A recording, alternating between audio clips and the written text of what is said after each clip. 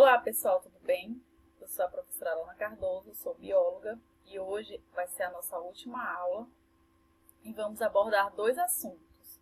O primeiro é a transversalidade e a interdisciplinaridade. Então, e aí, o que vocês acham? A gente já até falou um pouco de interdisciplinaridade, mas hoje a gente vai aprofundar um pouco mais. E vamos encerrar com critérios de avaliação.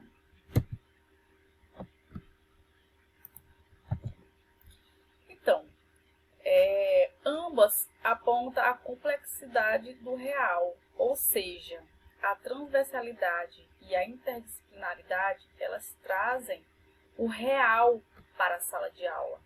Elas trazem assuntos de vida pessoal, de sexualidade, de raça, de diversos assuntos.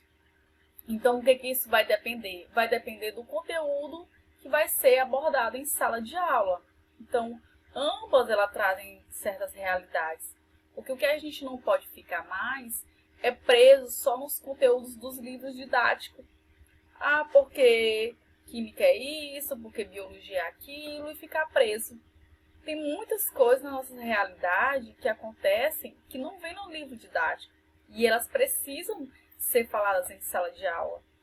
E a educação, os parâmetros, as escolas já estão trazendo um pouco disso. Então, a transversalidade, ela diz respeito à possibilidade de se instituir na prática educativa uma analogia entre aprender conhecimentos teoricamente sistematizados, aprender sobre a realidade e as questões da vida real, aprender na realidade e da realidade. Então, ela traz muito do real para a sala de aula. Ela tem aquele objetivo de pensar, de filosofar, de se questionar o porquê, se a ciência explica, se a ciência não explica. Já a interdisciplinaridade, ela questiona a segmentação entre os diferentes campos do conhecimento, produzida por uma abordagem que não leva em conta a inter-relação e a influência entre eles. Questiona uma visão compartimentada, disciplinar, da realidade sobre a qual a escola, como é conhecida historicamente, constitui-se. Ou seja, a gente traz um assunto da realidade e trabalha aquele assunto em diversas disciplinas. Necessariamente você não vai trabalhar esses dois parâmetros somente em aulas de ciência. Você pode relacionar isso com aulas de física, com aulas de matemática, com aulas de química. Então, esses assuntos da atualidade que estamos trazendo para a sala de aula, eles podem estar correlacionados com uma, com duas ou com três disciplinas. Então, o nome é interdisciplinaridade, que pode estar correlacionado com várias disciplinas de determinado conteúdo. E esse conteúdo ele já vem explicando o porquê, por isso que envolve várias disciplinas. Então, mas qual a diferença de uma da outra? Uma vez que a interdisciplinaridade refere-se a uma abordagem epistemológica, como eu já havia falado, aquela parte mais filosófica, de pensar, de questionar, dos objetos de conhecimento, enquanto a transversalidade diz respeito principalmente à dimensão da didática. Então, eu venho com o tema da interdisciplinaridade, eu trago esse tema para a sala de aula, e com a transversalidade, eu vou debater ele com diversas didáticas, explicando de diversas formas. Na prática pedagógica, a interdisciplinaridade e transversalidade alimentam-se mutuamente. Os temas transversais na prática, ou seja, vocês vão se deparar muito com isso em sala de aula. Vamos trazer um exemplo para ficar mais claro. Ao fazer um planejamento das aulas de ciências naturais, o professor poderá se valer dos conteúdos dos blocos temáticos, como ambiente, ser humano, saúde, recurso tecnológico, terra e universo. Os temas que vocês já devem conhecer, que é trabalhado no ensino fundamental. E fazer as articulações desses com os temas transversais, meio ambiente e ética, por exemplo. Então, hoje na aula nós vamos falar sobre meio ambiente. Então, o que a ética fala sobre o meio ambiente? O que a ética fala sobre cuidar dos animais, cuidar da terra? Ah, eu vou estragar a água, eu vou destruir tudo que eu quero porque tem muita água no mundo. Não, assim, tem uma ética por trás disso. Tem conceitos por trás disso. Pluralidade de cultura. Por exemplo, vamos falar sobre os índios. E aí, só que tem gente que tem preconceito ainda com os índios. E aí vai trazer toda aquela explicação da importância que o índio tem, da importância que o ser humano tem, orientação sexual, que no tema de orientação sexual surgem muitas dúvidas, principalmente nas aulas de ciência. E muitas das vezes os alunos eles têm vergonha de perguntar. Então é bom ficar questionando eles, perguntando, puxar mesmo para tirar as dúvidas deles. E saúde, muita coisa relacionada à saúde. Lavar as mãos. Por que eu tenho que lavar as mãos? Ah, professora, a senhora vai me obrigar a lavar as mãos? Então, já traz aquele conteúdo de saúde, higiene, lavar os alimentos, não desperdiçar água, o respeito com o próximo, o respeito com a natureza, não agredir o colega. Então, todos esses temas têm que ser trabalhados dentro das nossas disciplinas. Ah, professora Alana, mas é só na disciplina de ciência que isso vai ser trabalhado? Não. Isso pode ser trabalhado em outras disciplinas.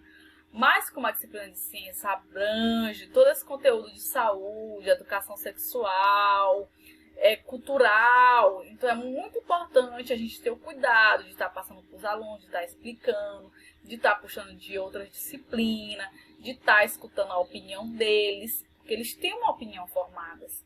Então, não é legal também a gente colocar na minha opinião. Não, a gente tem que se embasar em alguma coisa para poder explicar para eles. Para trazer essa transversalidade, essa interdisciplinaridade para a sala de aula. Eu não posso chegar falando, porque você tem que respeitar o próximo. Sim. Por que eu tenho que respeitar o próximo? Por que eu tenho que respeitar a natureza? O que tem a ver com a aula de ciência? O que a minha orientação sexual tem a ver com a área de ciência? E aí? Então, tudo a gente tem que explicar um porquê. O porquê, como, fazer ligação com outras coisas. E tem muito assunto também que vai estar correlacionado com a interdisciplinaridade com a matéria de religião. E aí, imagina só, numa sala de aula, com 30 alunos, você tem que mostrar ciência e religião. A cabecinha dele já vem com uma cultura formada de casa. Então, esses dois temas transversais é muito importante ser estudado, muito importante ser analisado, muito importante como trabalhar em sala de aula, porque vai surgir diversos tipos de perguntas.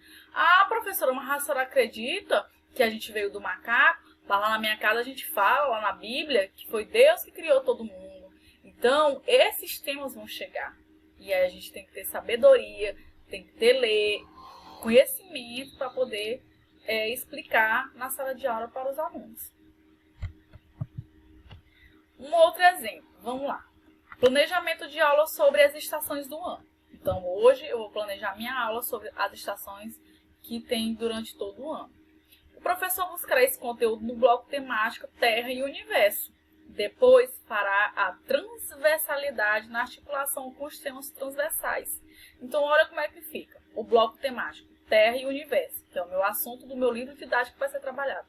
O conteúdo, estações do ano, temas transversais, meio ambiente, pluralidade de cultura e saúde.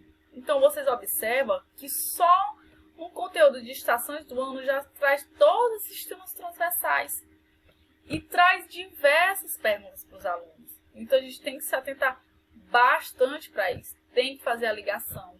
Não é legal quando os alunos fazem pergunta para a gente e a gente falar, não quero responder, eu não sei. Não. Se você não sabe, fala, não, amanhã a tia traz ou a professora traz e responde para você, vamos fazer essa pesquisa, o que vocês acham? Então, nunca é bom deixar o aluno sem as respostas. Professora, mas o que tem a ver a estação do ano com saúde? Tem tudo a ver, gente. Tem aluno que vai falar, quando é verão, minha garganta fica seca. Quando é inverno, eu fico mais gripado, eu não gosto de vir para a escola. E aí você vai entrar com todo, mas a gente tem que se adaptar, tem que entrar com uma boa alimentação. Então já entra diversas coisas em um tema só. Então, com tudo isso que a gente estudou, que a gente viu material didático, temas transversais, estudamos sobre o projeto, como abordar didaticamente um aluno, como trabalhar. Vimos que existe diferentes tipos de professor, diferentes tipos de aluno, diferentes escolas, diferentes assuntos. Então, é um mundo de conhecimento que a gente tem que ter uma base para levar para a sala de aula. Mas se com tudo isso, como que eu vou avaliar meus alunos? E aí, como é que você vai saber que suas aulas têm um retorno, se realmente os alunos estão aprendendo, se realmente os alunos estão prestando atenção? Porque não é legal um professor só chegar na sala de aula e jogar um conteúdo. É uma falta de respeito com os alunos e com a sua própria profissão. Então, nós temos que saber esse retorno dos nossos alunos, como que eles estão se desenvolvendo, como que eles estão se saindo na disciplina. Principalmente quando é criança, você não sabe como aquela criança está articulando, como a criança está levando para casa. Então, a avaliação, ela deve considerar o desenvolvimento das capacidades dos alunos com relação à aprendizagem, de conceitos, de procedimentos e de atitudes.